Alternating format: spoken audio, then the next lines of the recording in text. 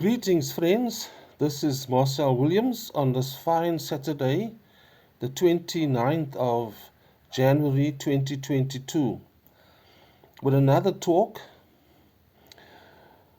Revelations 13, the mark of the beast. There's a lot of debate in recent times about, is the poke the mark of the beast or not? I'm not going to go into detail about the actual Antichrist. I want to talk about the key word, forced or causeth. The King James Version in Revelations 13 verse 16 refers to the word, and he also causeth all. Whereas the New International Version talks about, and he forced. So let me read for you the King James Version, and I want to focus on the word causeth.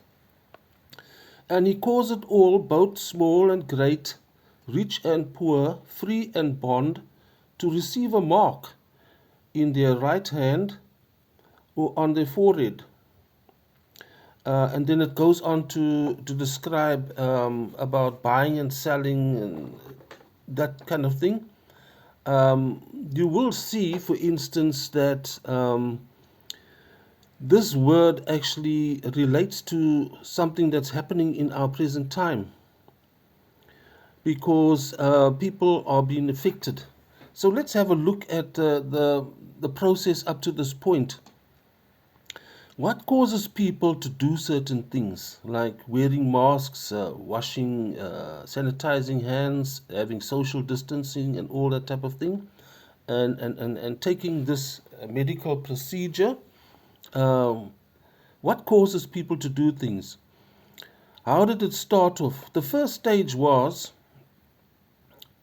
for this pressure to take it, came through the fear of illness, hospitalization, and even death. This fear was achieved through the visuals and images of hospitals being overwhelmed by patients needing care, sick people in queues at hospitals. There's no place. Then there were the visuals of body bags and refrigeration trucks with bodies in, because the morgues were too full and people couldn't keep up with burial of the dead. Those visuals we saw in New York City. And then there was the constant reporting on the news of the figures, the number that are contracting, the number that are in hospital, and the number that are dying or have passed. Constant updates. Here in this country, we had on the national level, the provincial level, suburbs and districts. Daily, people were bombarded with information. All of this caused people to build up this fear for this situation, and that's what causes people to comply. We saw, for instance, the visuals of how Italy was under dire straits, and then with lockdowns, we saw Brazil on TV, the number of graves being dug and the mass burials that were taking place. We saw, for instance, afterwards in India, where the same picture that we saw in New York was even on a bigger scale. And the bodies were being burnt on piles according to the Indian custom, and they didn't even find enough crematoriums to keep up, so they were burning bodies in open fields, and so on. And we saw the visuals of people buying oxygen tanks for people to use oxygen from vehicles because they can't get into the hospital. All of this built up this fear, and that was the first stage. Then there was a second stage where there was concentration on not spreading the sickness, the requirements of the workplaces, that people had to be safe in the workplace. So they had to take a certain procedure and they had to work from home. And that procedure caused people to be threatened with the loss of their jobs if they did not take this medical procedure. And everything that was implied in that made people fear that they need to do it because they can't lose their job, because they must have food on the table, they must pay for their vehicles, they must pay for their rent, and so on.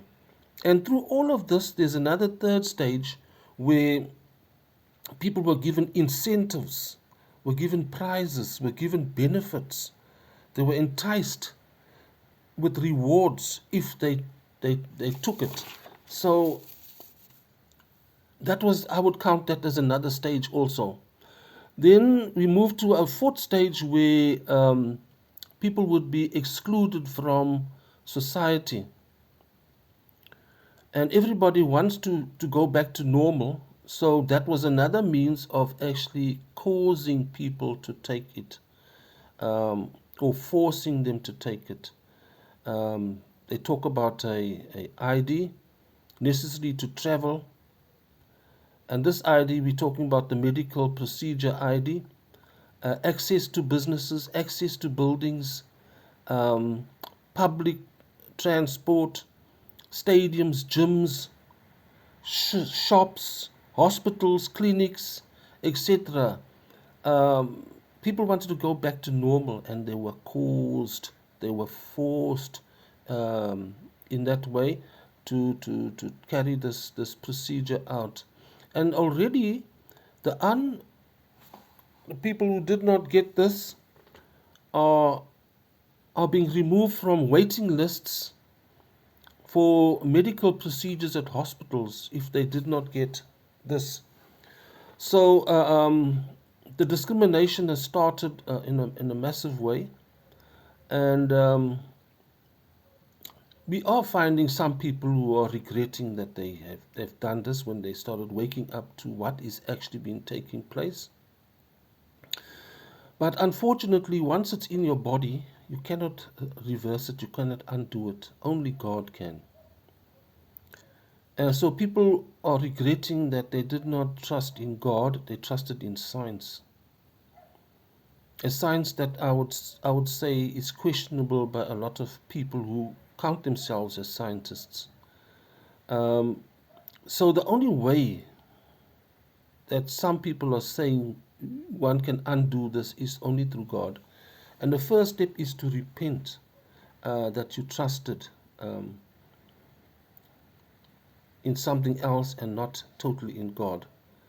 I'll leave you with that to think about, because for what it's worth, many people have taken this procedure, and there's going to be problems related to it in the future. Have a good day, and till next time.